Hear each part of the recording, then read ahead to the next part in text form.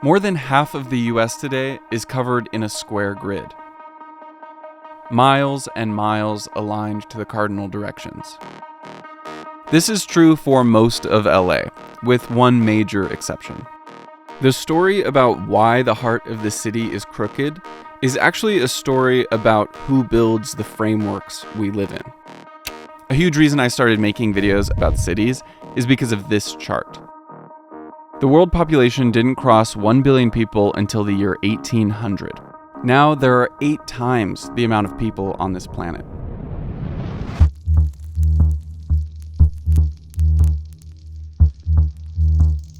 The world we walk through is new. These time lapses only show the last 40 years.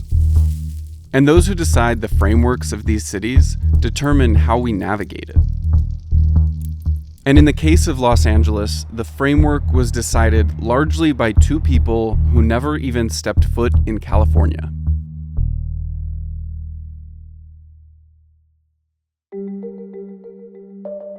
When you look at a map of Los Angeles, you're seeing the intersection of coastline, mountain, and valley that creates a distinctive landscape and a distinctive relationship of place and people. The landscape here is dry and hot, except for, of course, the 3 days I decided to visit, rained the whole time. The main source of life is the river from which the city got its name. The cultural and historical impact of the river far outweighs its actual size. I was surprised to learn that starting in the San Fernando Valley, it's only 51 miles long. Today, its course is paved in cement, but historically, it changed its route a lot. It would swing like a giant pendulum from Santa Monica to Alamitos Bay. That's because a lot of this area is the same low elevation, making it a very wide floodplain. Not an ideal place for a major modern city. The grand joke about Los Angeles in the late 19th century is there was no reason for it to be there, except at some point the Spanish Empire decided some place had to be there, and there it was. The Americas are scattered with Spanish cities, remnants of their massive colonial empire. St. Augustine, Florida is one of their early cities and the oldest city in the US. When Columbus landed in the Caribbean in 1492, Spain wasn't even sure if these were just islands or if they were part of a bigger continent. But before Spain fully understood what they had just discovered, the Pope, who was Spanish by the way, drew a line through the Atlantic and granted everything west of that line to Spain and everything east of that line to Portugal. At the time, no one realized that a little bit of land was on the east side of that line, and that unintentionally led to the creation of Brazil. So with the Pope's blessing, Spain felt this divine right to exploit this new world, and that's exactly what they did. Their settlements fell into 3 main categories. Missions were created to spread Catholicism, presidios were created as military bases, and pueblos were created as civilian towns. So in 1781, the Pueblo of Los Angeles was created. Because each of these settlement types had different priorities, they followed different town planning principles. So you can look at several different pueblos that were established by the Spanish, and they all follow these same concepts. These principles are laid out in the Law of the Indies, which is basically the Spanish guidebook to colonization. In 1573, King Philip II, the King of Spain, outlined these laws of the Indies, making him the first of the 2 individuals that never stepped foot in California that decided its current framework. Not only did these dictate how to lay out a city, but where to lay out a city. According to the laws, it needed to be near a water source, higher in elevation, but not too high, and far enough from the ocean to stay away from pirates. Seems a little odd to think about Los Angeles being founded as a haven from pirates. But in the 1780s and earlier, the coastline of Southern California had been visited by a variety of potential threats. And so Los Angeles, about 25 or 30 miles away from the ocean, although inconvenient for ocean transportation and shipping, meant that the city was not going to be attacked by foreign powers or marauding pirates. Some of the laws of the Indies, like the New Law of the Indies, which came before the Law of the Indies, was outlined to protect the indigenous population.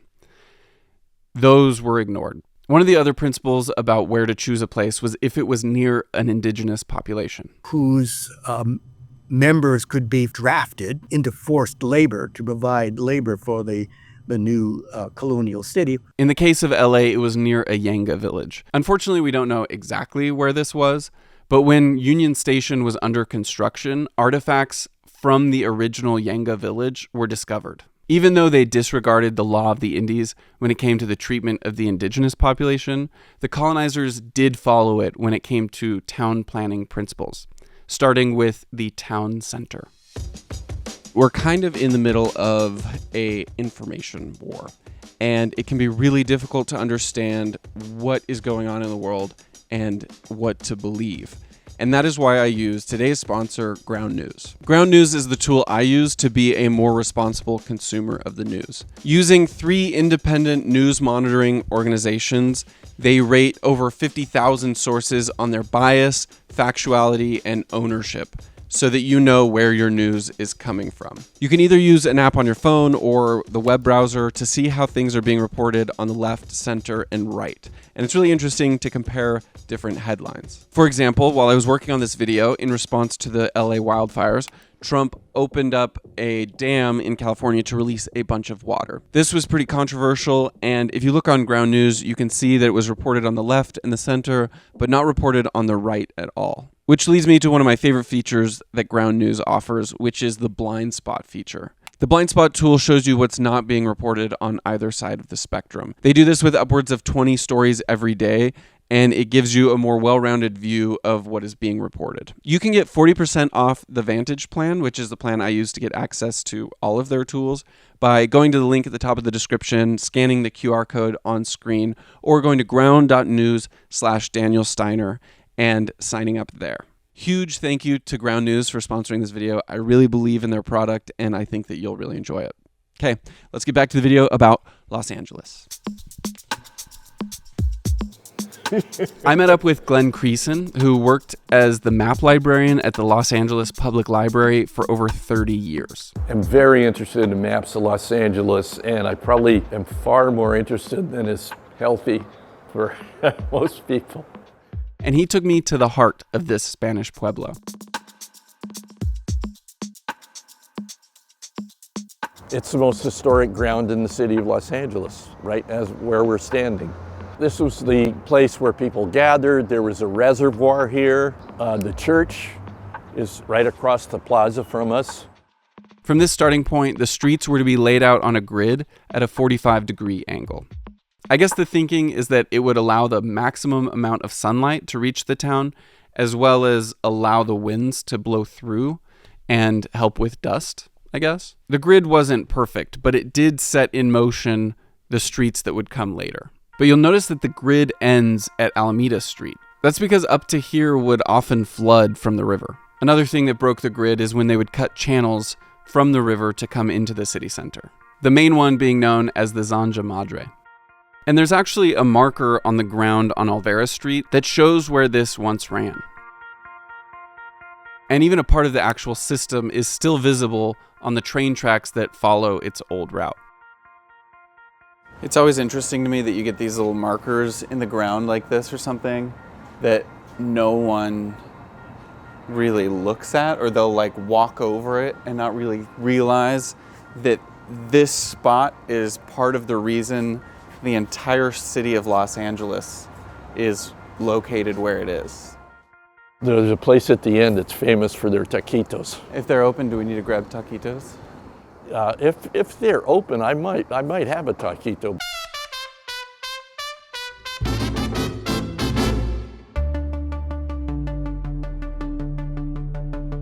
The plaza marked the center of the pueblo, but the border of the pueblo was marked by what is called the 4 square leagues. A league is an outdated measurement that was used by the Spanish. It's about 2.6 miles.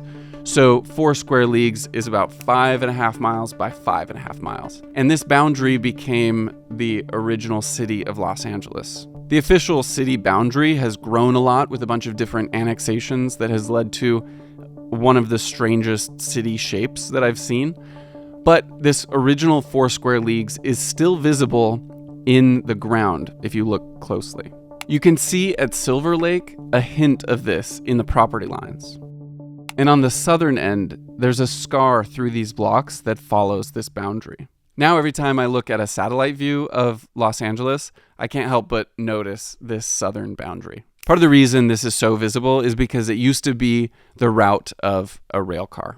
For just a relatively brief moment, just under 30 years, this land belonged to Mexico after they fought for their independence from Spain. Just as Spain felt that it was their divine right to own and control this land, so did the United States. The term manifest destiny was coined during the Mexican-American War, when the U.S. took a large portion of what was Mexico, including all of California. During this war, John C. Fremont, who we talked about a little bit in the Las Vegas video, stayed at a home on Olvera Street that is still standing. He used this as his headquarters. Basically, Los Angeles was going to be part of the United States, and the Californios weren't too happy about it, so he was sent to persuade them that the U.S. was now in charge.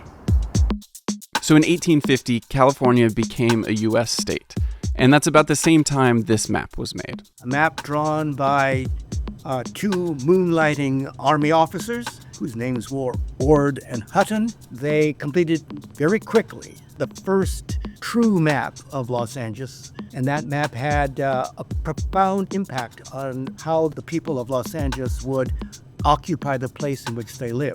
You can see a little bit of the fort that was built for the Mexican-American War on this map, and there's a marker in the street today that if you're in downtown LA, you can go see.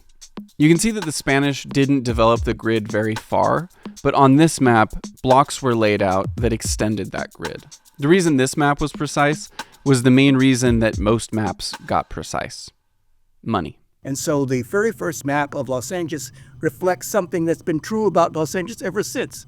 We've been selling empty space in order to make a bigger city. In the same years Los Angeles was being laid out by the Spanish, Thomas Jefferson was on the opposite side of the continent, looking west with a plan for the new country. If land could be sold on precise coordinates, it could quickly be sold to fund the government and avoid land disputes. So even though it would be 60 years until California was part of the U.S., new lines were being drawn that would clash with the existing four square leagues. Came under the, if you will allow me, the Jeffersonian imperial vision. And so a new grid of streets gradually evolved away from the Spanish one to reflect the standard American north, south, east, west grid. So at the heart of Los Angeles is a crooked city. And when people travel from the American grid to the Spanish grid, they move from one imperial imagination to another imperial imagination. So the grid had been drawn, but the land was largely empty. Around the year when the Ord map had been created, the city was only about 1,500 people. And a lot had to happen to create modern Los Angeles. Los Angeles was not on the national rail grid until 1876. It had no natural resources beyond sunshine. There were no mines. Its soil was fertile, but lacking in water. Like I said, this was not an ideal place for a city, but that wasn't going to stop landowners from trying to make it profitable.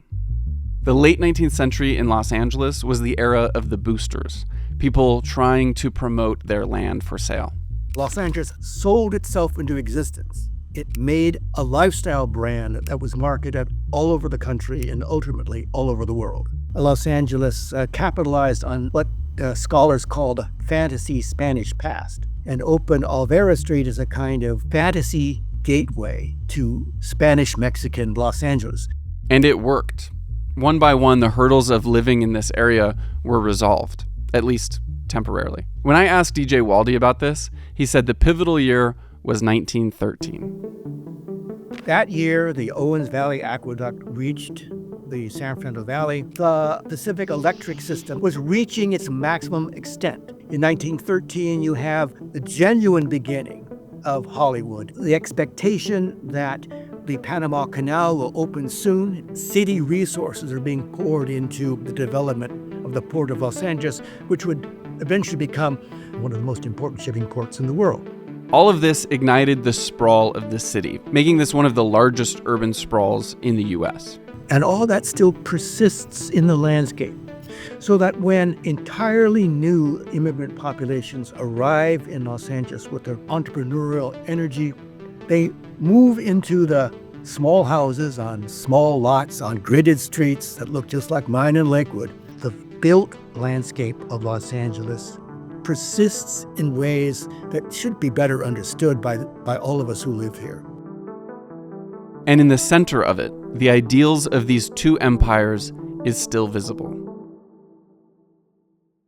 I know this video might be a little different since I'm just setting up the framework of the city, but I feel like there's so many more interesting stories in LA that need their own dedicated videos. So if you have any ideas for those or suggestions, please put it in the comments below. If you liked this video, please like it. It really helps. And please subscribe to the channel if you're not subscribed. Huge thank you to Glenn Creason and DJ Waldy for helping me with this video. I've put links to their work in the description. You can support me on Patreon, also linked below. And if not, then I'll just see you here in another video very soon. Peace.